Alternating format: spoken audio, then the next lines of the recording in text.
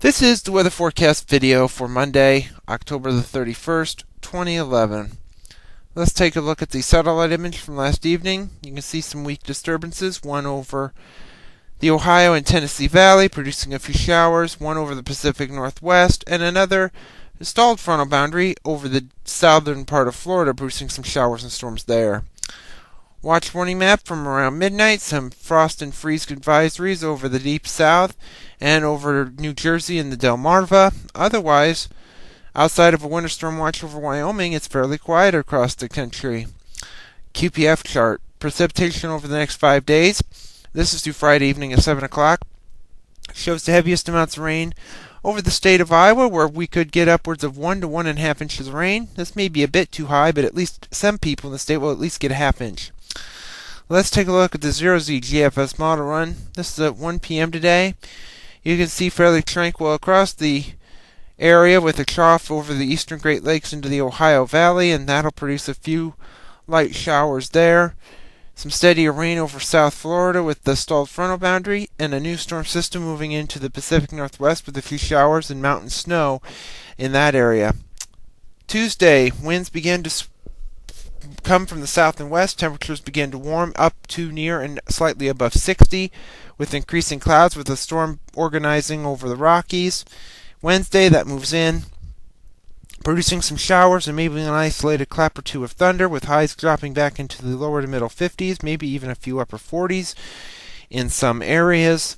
We head to Thursday. We could see some isolated showers, especially over the eastern counties through the morning, maybe even early afternoon, with skies clearing from west to east late in the day, and highs in the lower to middle 50s across the state.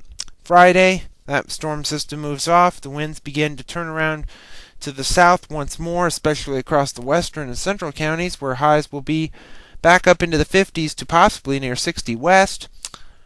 Saturday, southwesterly winds continue, bit breezy at times, with a storm system organizing around Goodland, Kansas. And on Sunday, that low moves quickly to the northeast into western Ontario, bringing a cold front through here that may kick off a shower, but most of the moisture looks to stay to our north. We head to a week from today, the 7th of November, another trough moving into the southern California coast, with a ridge developing over the deep south and Gulf of Mexico. And at the surface, this moisture is beginning to come out of the Gulf into the central and southern plain states, and a new storm system in the upper levels moving in around Los Angeles. What does that mean? Means 2 days later, on November 9th, ridge over the Gulf of Mexico, Vortmax over western Iowa near about between Sioux City and Fort Dodge.